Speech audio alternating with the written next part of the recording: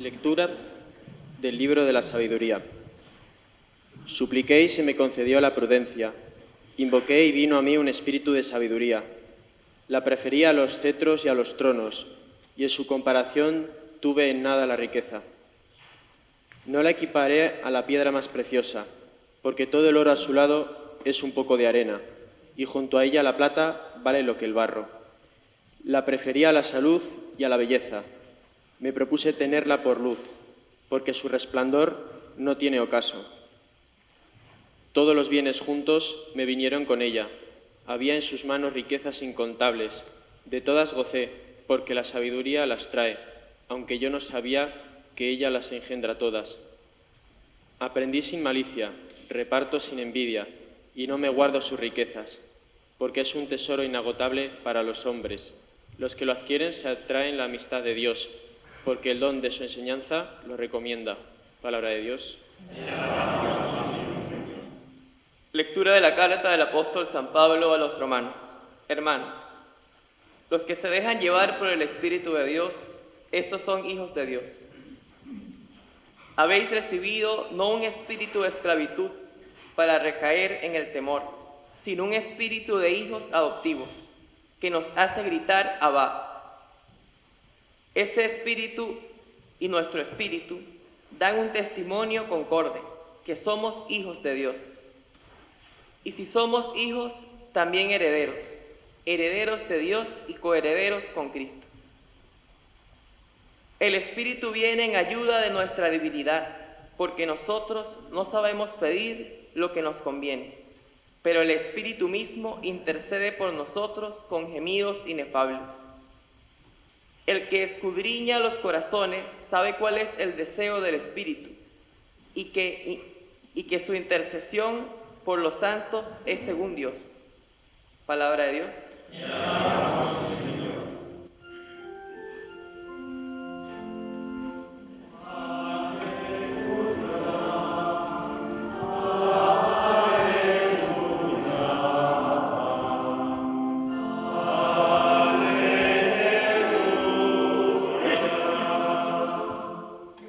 El que ama guardará mi palabra, y mi Padre lo amará, y vendremos a él, y haremos morada en él. Aleluya, aleluya,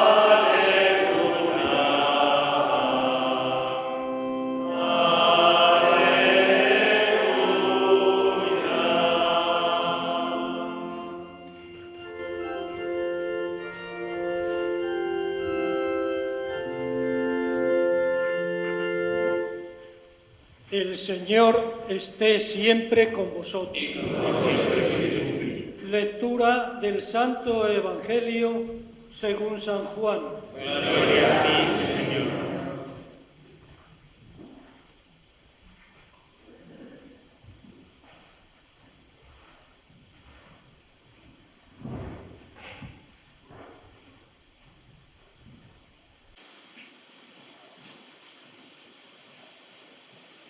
Durante la fiesta de las tiendas, Jesús subió al templo a enseñar.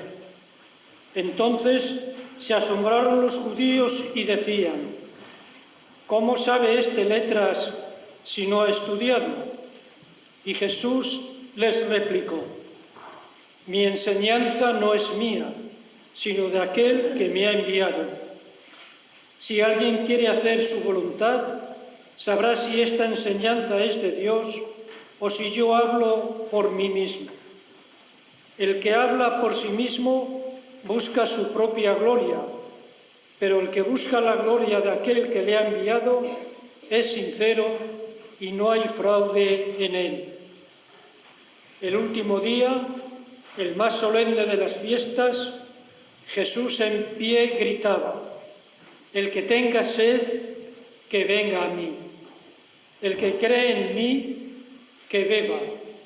Como dice la Escritura, de sus entrañas manarán torrentes de agua viva.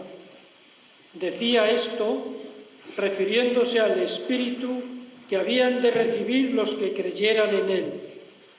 Todavía no se había dado el Espíritu, porque Jesús no había sido glorificado.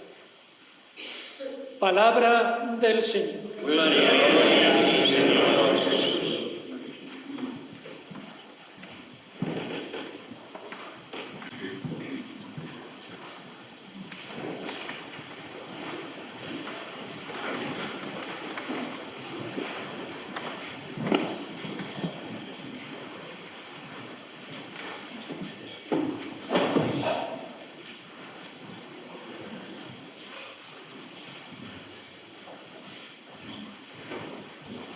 Saludo con respeto y afecto al Vicario General. Muchas gracias, Jesús, por tu servicio. Queridos presbíteros concelebrantes, querido diácono, como no los seminaristas, me alegro mucho de estar una vez más juntos. Querida comunidad, hoy he tenido la dicha de poder celebrar en dos ciudades hondamente arraigadas en mi espíritu: la fiesta de Santa Teresa, de la que hemos dicho en oración que no solo es vuestra madre, es nuestra madre, es de todos.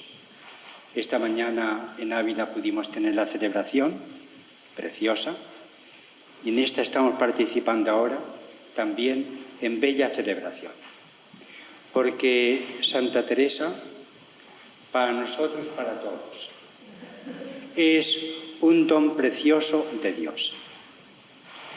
Y el participar de esta gracia tan abundante de Dios a todos nos enriquece.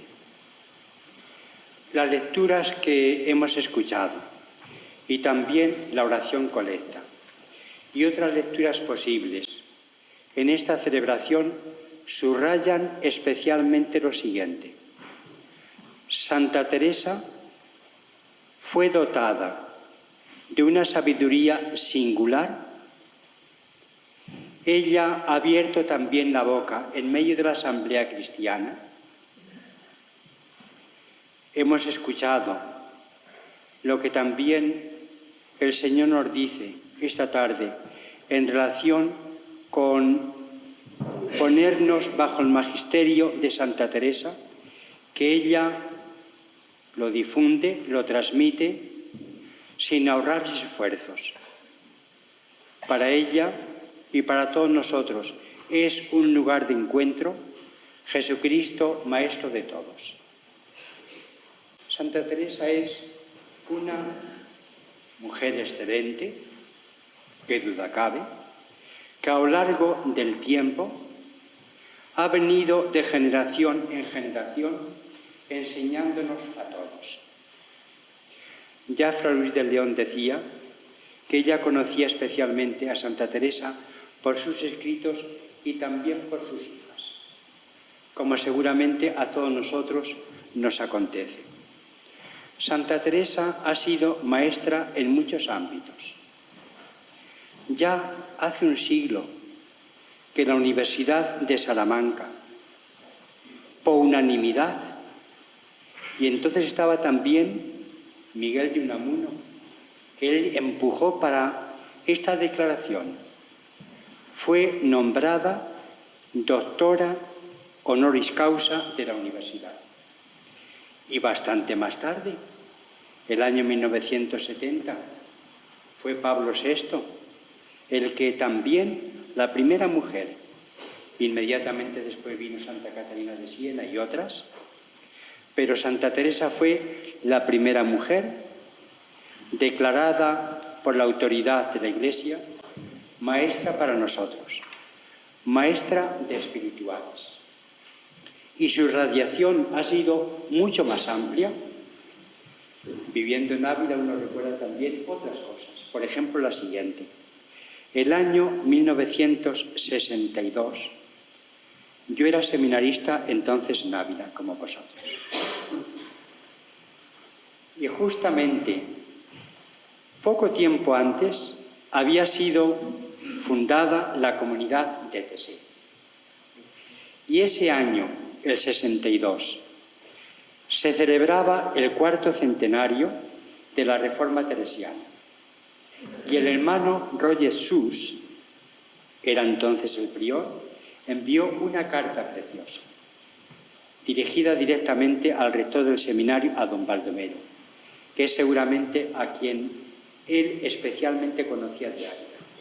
Una carta preciosa, en que daba gracias a Dios por la reforma teresiana, y él también bendecía al Señor porque le había ayudado mucho en su camino Santa Teresa de Jesús. Una comunidad inicialmente protestante más que protestante. Es una comunidad ecuménica donde todos cabemos. Yo, siendo seminarista, también tuve la suerte de visitar la comunidad de Tessé. Entonces terminaba de ser estrenada la Iglesia de la Reconciliación. Un lugar precioso. Pero no solo a través de esta manifestación entrañable de la comunidad de Tessé se reconocía su magisterio.